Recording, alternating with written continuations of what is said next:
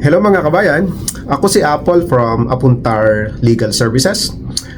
Member ako ng Law Society of Ontario bilang isang licensed paralegal.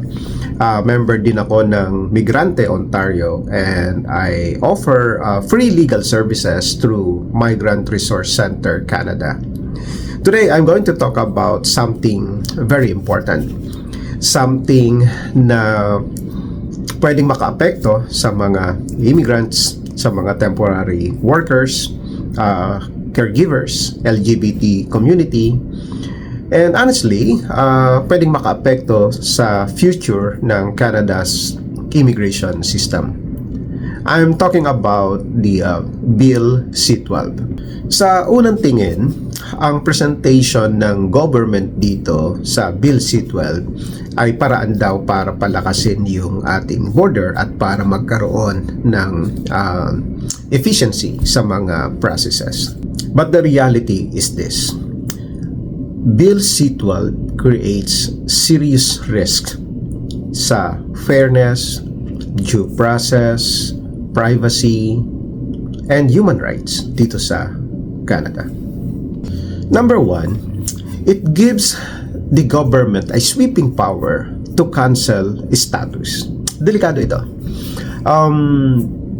Under Bill C-12, binibigyan ng kapangyarihan ng immigration officers or even immigration minister to cancel permits, PR cards, pending applications, or even buong class ng immigration applications kahit na walang ginagawang mali yung applicant. Ang test lang is simply public interest. Ang problema dito, hindi defined sa Bill C-12 kung ano ang ibig sabihin ng public interest.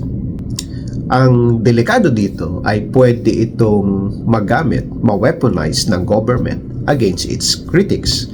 Pwedeng magamit ang kapangyarihang ito sa paraang hindi patas, discriminatory, at arbitrary. Delikado ito.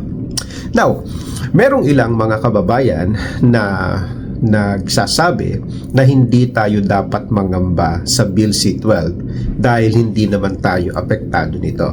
Sabi nung isang vlogger, nung isang content creator, ang target daw nito ay yung mga galing sa ibang bansa na kilala dahil sa mga fraudulent documents.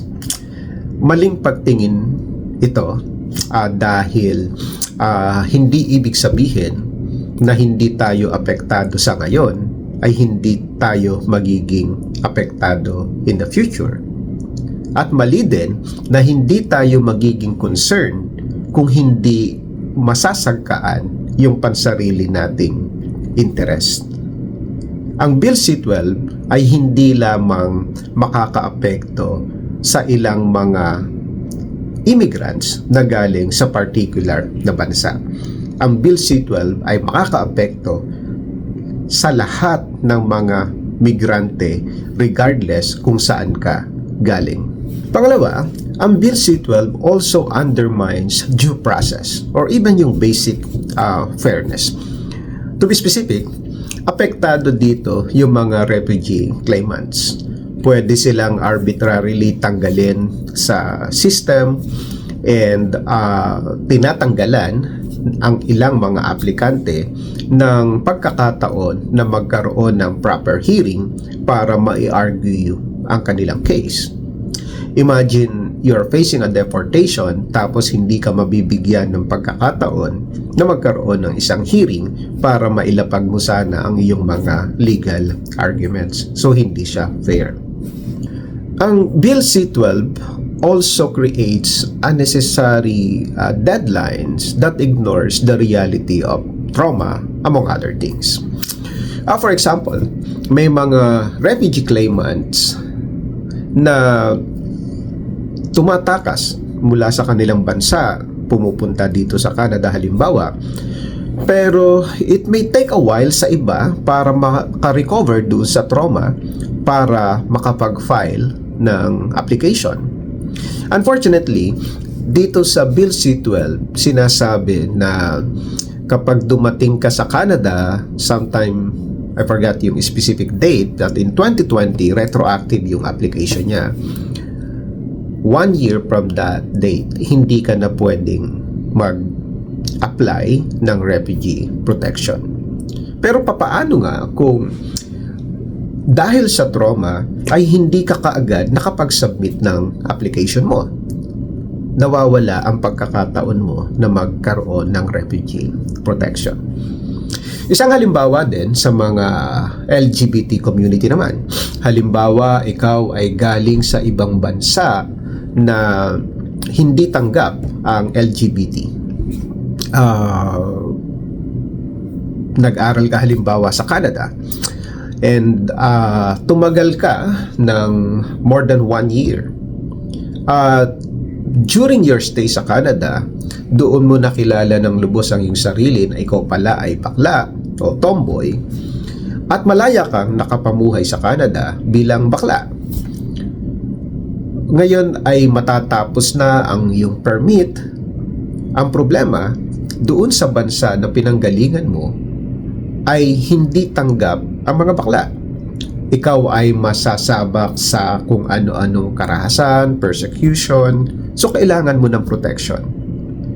Pero dahil more than 1 year ka na sa Canada, pinagbabawalan ka ngayon ng Bill C-12 na mag-seek ng protection kahit na meron kang totoong panganib para sa buhay mo kapag ka umuwi ka. Ito yung unnecessary deadlines na ini-impose ng Bill C-12. Hindi siya fair.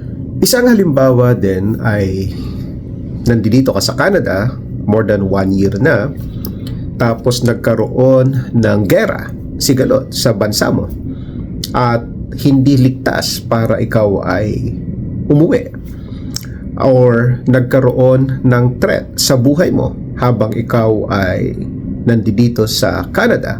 Pero dahil more than 1 year ka na sa Canada, hindi ka pinapayagan ngayon na mag-seek ng protection.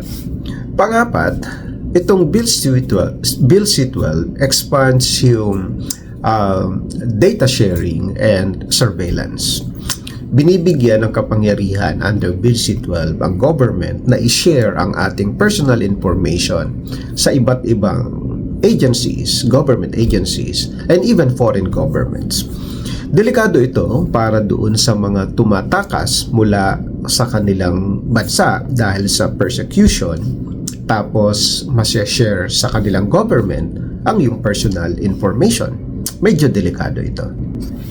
Kapag naipasa itong Bill C-12, mapapalitan ang dati-dati nating Canada's immigration system na rights-based and human rights-oriented patungong isang system na security-driven with broad discretionary powers and weak protections. So ano ang pwede natin gawin? Madami. Speak up. Umattend sa mga forums, meetings na pinag-uusapan ng tungkol sa Bill C-12. Pwede rin nating sulatan ang ating mga MPs para i-register ang ating pagtutol sa Bill C-12 at kumbinsihin sila na huwag bumoto pabor sa Bill C-12. Salamat po.